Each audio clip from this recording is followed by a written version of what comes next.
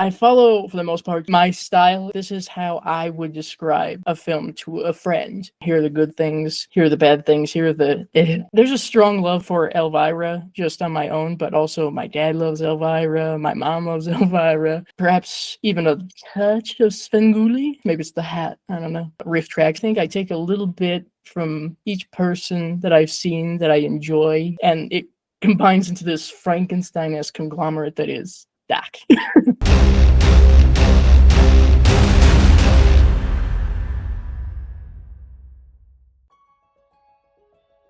My name is Doc Mortis, formerly Dice Rollin'. I'm New Mexico based. I don't know exactly what I contribute to the horror community per se, other than chaos and a general bizarre perspective on horror movies, digging up weird things that nobody's heard of before, and hopefully someone enjoys it.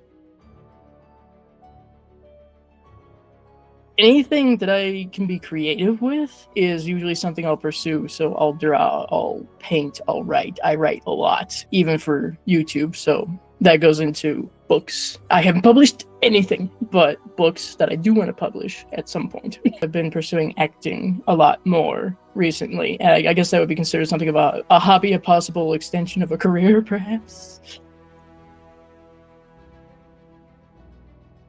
I did not grow up with horror per se. I always hear stories, like with my podcast, about people who saw their first horror movie at 4. I'm like, no, this is not me. I think ultimately what really pulled me towards horror was, and continues to be, my love of Halloween, October 31st. I love the holiday very much, even when I had something of an aversion to anything scary as a kid. I was ironically really averse to, like I said, anything that looked even remotely scary. But now, here we are. The first horror movie that I can remember watching, anyway, is Gremlins. But the one that really pushed me to the genre was the original Wolfman.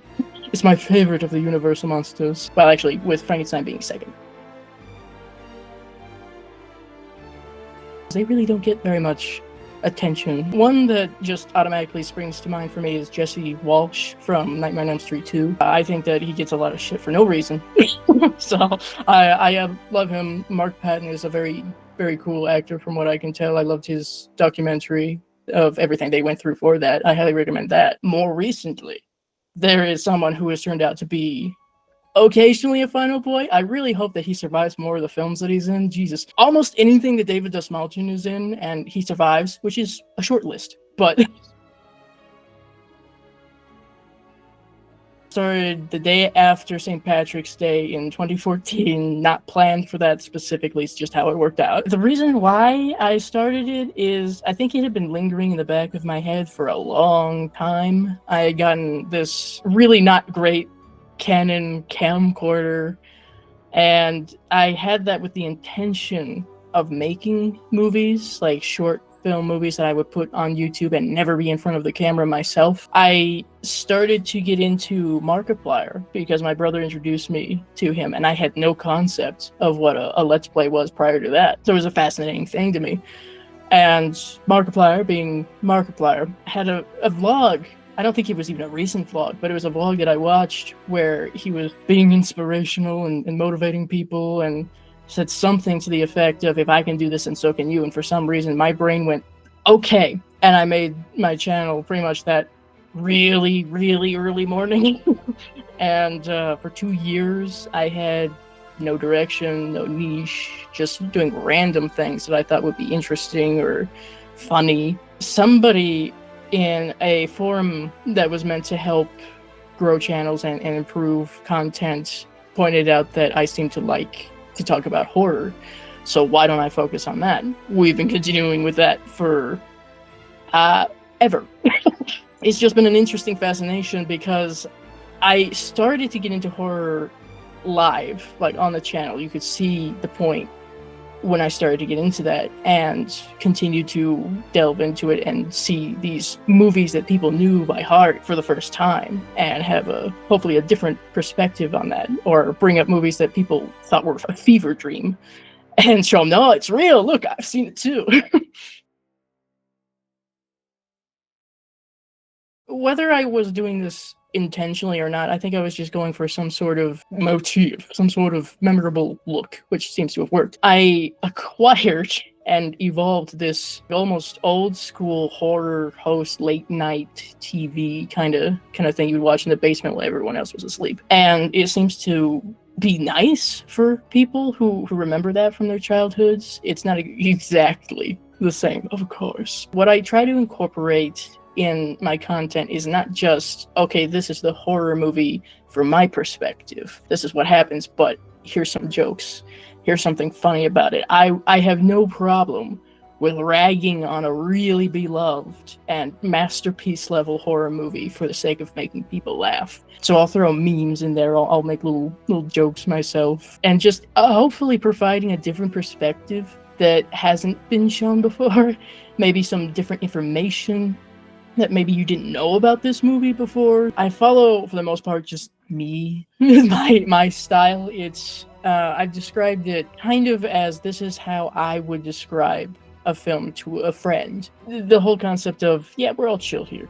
Listen, we know that there's ridiculous parts in this film, it's fine, but let's also point out the good things. I try to balance that as best I can. Here are the good things, here are the bad things, here are the things, in combination with the sarcasm. But I think that there's a strong love for Elvira just on my own, but also my dad loves Elvira, my mom loves Elvira, perhaps even a touch of Svengoolie, perhaps. Maybe it's the hat, I don't know. Kind of a myriad, I think. I take a little bit from each person that I've seen that I enjoy. Riff tracks, I've been compared to riff tracks, which I think is great, because they're really funny to me. So it's little bits, and it combines into this Frankenstein-esque conglomerate that is Doc. It's really kind of a stark contrast. I can describe it simply as, like I said before, I had no intention initially, if I was going to put something on YouTube, being in front of the camera. No way in hell. The motivation that I got from Markiplier, Jacksepticeye, multiple other different creators was, okay, let me try this. I was really shy, painfully shy initially. That's why it seems like I'm so quiet and essentially talking through my teeth. Within like 2 years, we got better about that, and I got louder and a bit more confident in how I could possibly make this entertaining for people. And I think something that helped a lot with that was my mindset that I continue to this day, which is, if I can make someone laugh, just one person laugh a day, then I've done good. I've done a good job as a content creator, as a stranger possibly to these people who don't even know me. So that's helpful and motivating for the confidence, and the concept of just not caring if I look ridiculous. It's kind of the point sometimes.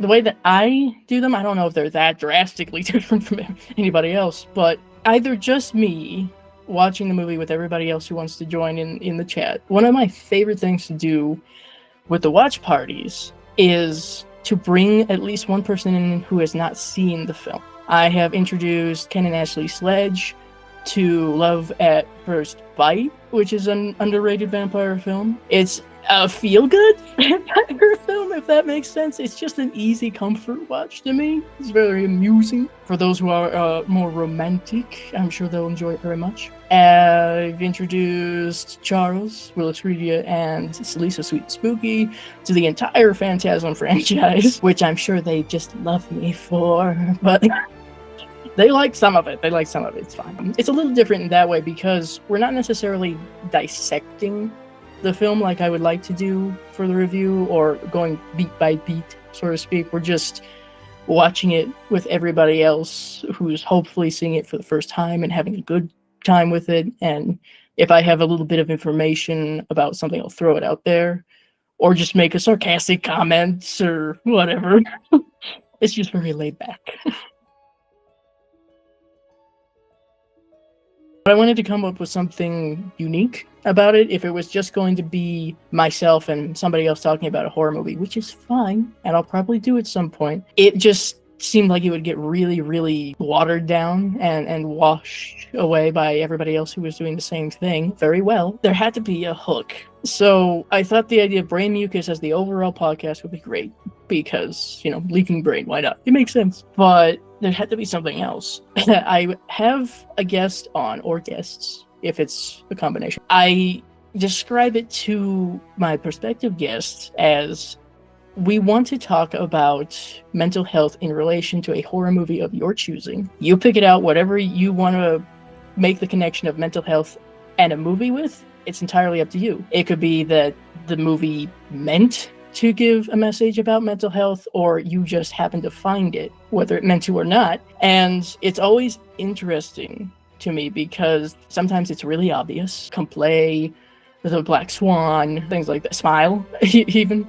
And then there are movies where I myself, as the host, question, like, are you sure? All right, let's see what you have here. And I've been surprised. The Evil Dead 2 was brought up, and I was, how do you do that? How do you connect mental health with that? But Boomer from Podcast in the Woods had described it as, well, clearly Ash has dealt with a lot of trauma. He has anxiety, panic attacks even. He's having some sort of like mental break. And I'm like, okay, shit, you're right. Even as a host, I'm learning as we go too. But there is a distinct connection between mental health and horror movies in a good way. It's always the contingency, I've noticed, with certain people who don't understand or have something against horror. They'll say, well, it can't be good for you. How is this good for you? Let me explain.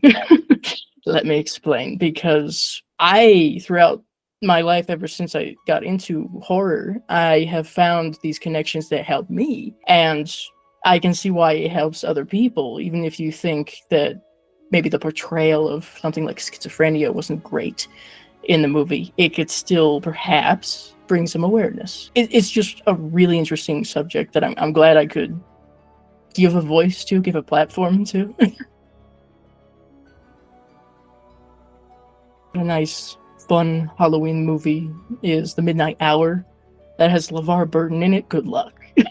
Two that automatically come to mind simply because they are also my absolute favorite in the genre is Phantom of Paradise and The Frighteners. The Frighteners is getting a little bit more attention, I think, which I'm always glad for. Whenever I like to watch people react to movies on YouTube for like the first time or what have you. I think that's great. Whenever something pops up where someone that I like to watch has seen The Frighteners, I'm like, that's great. I'm going to cancel everything. We're going to watch that. The Phantom of the Paradise really still remains so underground. It's a fun, campy, musical rock opera horror movie. If you like Phantom of the Opera, naturally, probably gonna like that. If you like various different kinds of rock, actually, then you should hopefully like.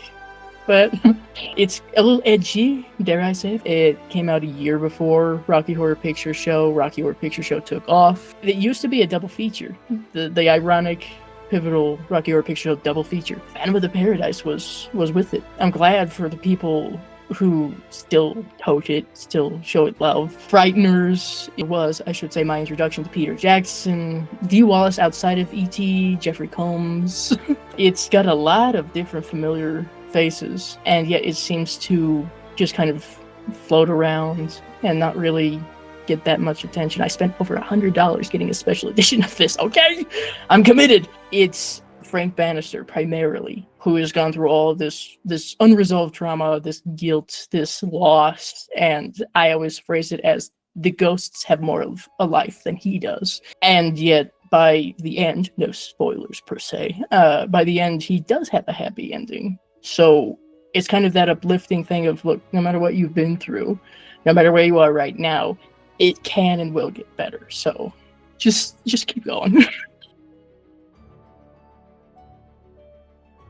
This weird film that Joe Bob Briggs was showing at some point years ago called Wolf Guy. There's a moment in that where they're slicing into his stomach. It's close up, it's real slow, and they're like peeling, and I'm like, I could feel that. No, thank you. Aside from that, what I'm grossed out by typically tends to be vomit. Specifically, just to gross everybody else out. The scene from Audition where she makes him eat the vomit from the dog bowl is, no, thank you. I'd rather not. Howling 4 has a werewolf transformation where the guy melts, is a skeleton, and then becomes a werewolf question mark. Okay, that's all right. I do have a certain fondness for the classic Universal Monster Lantini Jr. just sitting still in the time lapse of everything. It's God, that must have taken, for one, a long fucking time, and been deeply uncomfortable. The commitment there, Jack Pierce as well, just yak hair and blue and the time and the heater and the so I like practical more than the CGI. CGI can be helpful, but I like the practical more, and I like it if you can see this gradual progression of it rather than up there a werewolf. That was anticlimactic as hell. Thanks. And also, that's not a werewolf. That's just a wolf. So we're a little picky, but I think American Werewolf in London naturally is probably one of my favorites. I want to be in all of them, please. Thank you. I don't care. I'll be the creature. How about that? I'm really open to almost everything within reason. For horror roles, I figured that obviously indie horror films, maybe student financed and run films, will be the go start. I would love to be in as many horror films, big, small, whatever, as possible. I would love that. I'm not saying that I would only do horror, of course, but I would love for that to be the large bulk of what I do. I've done a little bit of voice work for, I think one was for charity. There's future work that the same creator, who has been kind enough to reach out to me for these little parts, wants me to participate in. I said, yeah, sure. I've essentially, through that and table screens, I've played a lot of different things, and I'm grateful for the wide variety. But one of the voice acting parts that I did was for the ghost of a deceased hooker. That was my first, legitimate voice role, and I'm like, okay, that makes sense. I'd love to do that wherever possible, even if it's just a little thing for somebody. I'll be more than happy to do that. But now with these classes, I'm getting close to the end of a beginning acting class. It's just really cool and interesting to me because I'm figuring out I can stand in front of people and do something ridiculous, and it's fine. Just as an example, we had a dramatic monologue and a comedic monologue for this semester. The dramatic monologue, I fumbled that a lot, but the comedic monologue, slight hiccup, and that was it. Again, going back to when I started YouTube, I was kind of aware of maybe some communities. I more or less saw it as, well, these people are friends. I don't know how they became friends, but they're friends now. That would be kind of cool at some point. 2-3 years into doing YouTube, everything just kind of succeeded in place, like little puzzle pieces, and it worked out very well, that I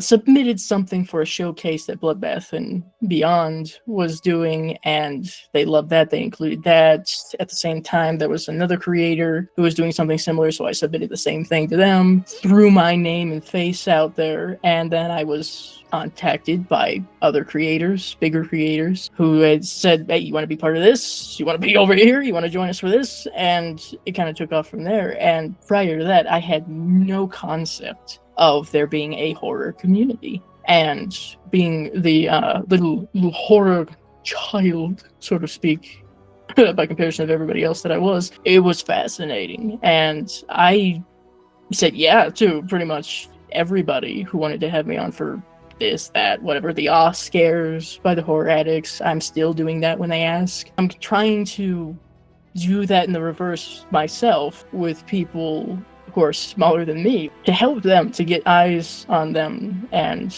say, look, they've made these creative and interesting reviews, or they make this content that's unique.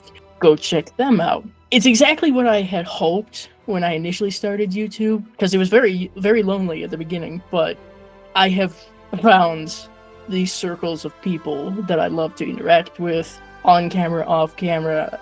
There's people, Charles, Lise, who I will speak to just because. I'm glad that there are people who will think of me and go, Doc will be on board with this. Let's ask them. I'm glad for this interconnectivity, this network of people. You have your good and your bad. I collect the good, and I hope that the good collects me. There are actually scientifically backed studies that show that it can, especially for people with anxiety.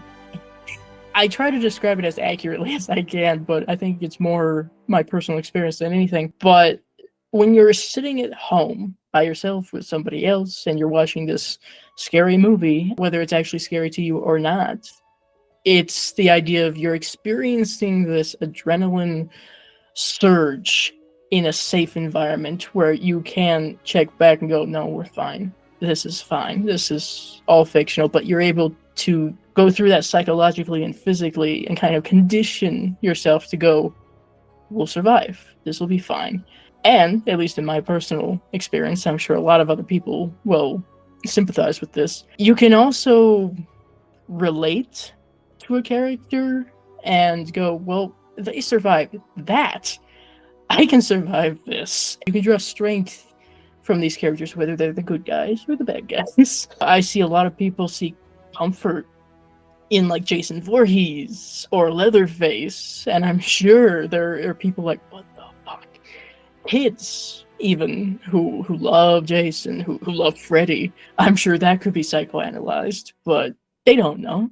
These are just fun, cool-looking characters that perhaps they have the same mindset as what I kind of had as a kid growing up. I would watch like Alvin and the Chipmunks meet Frankenstein, Alvin and the Chipmunks meet the Wolfman, and I blame those movies as well as the trip that I took at 4 years old to Universal Studios in California and met the actors who were playing the Wolfman, Frankenstein, Dracula. I had a full conversation with Dracula. I had no fear when it came to that, and that's because in my mind, those can be friends. Those people can be friends. They're scared of everybody else, but for some reason, I said, no, those are friends.